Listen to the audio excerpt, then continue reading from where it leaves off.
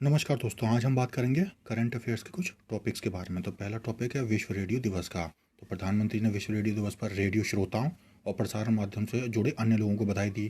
13 फरवरी को मनाया जाए प्रत्येक वर्ष, और इसकी थीम इस साल की है रेडियो एंड पीस।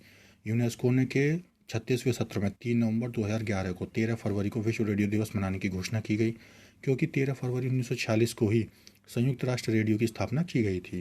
फिर संयुक्त राष्ट्र महासभा द्वारा इसे वर्ष 2012 में मनाया गया। फिर क्या है कि जनता और मीडिया के बीच रेडियो के बारे में जागरूकता बढ़ाना और रेडियो के माध्यम से सूचना तक पहुंच को प्रोत्साहित करने के लिए यह दिवस प्रत्येक वर्ष मनाया जाता है।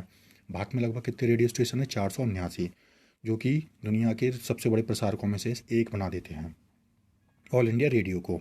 यह लगभग 99% आबादी को कवर भी करता है। दूसरा है खनन प्रहरी मोबाइल ऐप, यानी कि अवैध खनन को रोकने के लिए या उनकी सूचना देने के लिए खनन प्रहरी नामक एक मोबाइल ऐप बनाया गया है, और एक वेब ऐप भी है जिसका नाम है कोयला खदान निगरानी और प्रबंधन प्रणाली। कोयला मंत्रालय ने इस ऐप को विकसित किया है। तो कोई भी नागरिक अगर उसके सामने अवैध खनन हो रहा है तो वहाँ से वो भू टैग कर सकता है और टेक्स्ट के रूप में भी सूचना को अपलोड कर सकता है। फिर इस संबंध में कुछ वैधानिक उपाय हैं, जैसे कोयला खदान राष्ट्रीयकरण अधिनियम 1973, खनिज रियायत नियम 1960, कोलियरी नियंत्रण नियम 2004 और खान और खनिज विकास अधिनियम 1957। इसके अलावा इन क्षेत्रों तक पहुंच और अवैध गतिविधियों को रोकने के लिए प्रत्येक खदानों के मुहानों पर कंक्रीट की दीवारें बनाई गई हैं। फिर मौजूदा जो सुरक्षा कर्मी हैं उनको प्रशिक्षित भी किया जा रहा है, और कोल इंडिया लिमिटेड की कुछ सहायक कंपनियों में विभिन्न स्तरों पर समितियां भी बनाई जा रही हैं।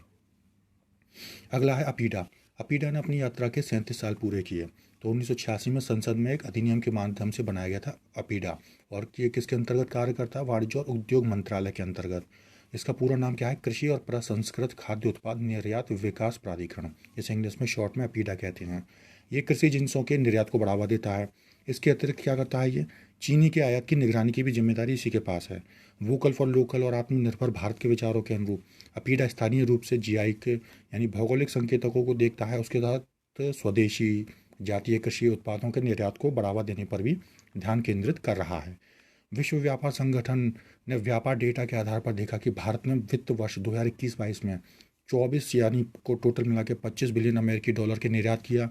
उसके साथ कृषि उत्पादों के निर्यात में विश्व का 8वां सबसे बड़ा निर्यातक बन गया भारत। फिर अपीटा की कुछ पहल भी हैं, जैसे फार्मर कनेक्ट पोर्टल, वाराणसी कृषि निर्यात हब और बाजरा के लिए बाजरा पोर्टल। तीसरा ये टॉपिक है निर्माण से शक्ति पहल। तो इसमें कर्मचारी राज्य बीमा निगम यानी ईएसआईसी ने बुनियादी ढांचे के आधुनिकीकरण के लिए निर्माण से शक्ति नामक पहल की शुरुआत की है। तो इसमें चरणबद्ध तरीके से ईएसआई योजनाओं, अस्पतालों और इसमें अस्पतालों का उन्नयन, आधुनिकीकरण किया जाएगा, बेहतर सुविधा वाले अस्पताल बनाए जाएंगे और उनकी पर्यवेक्षण, निर्माण की गुणवत्ता देखी जाएगी। तो कर्मचारी राज्य बीमा अधिनियम क्या है कि 1948 के तहत कर्मचारी राज्य बीमा योजना एक बहुआयामी सामाजिक सुरक्षा प्रणाली है, जो इस योजना के तहत शामिल श्रमिक आबादी और उनके आश्रितों को सामाजिक आर्थिक सुरक्षा प्रदान करने के लिए तैयार की गई है। तो ये थे आज के टॉपिक। आपका धन्यवाद।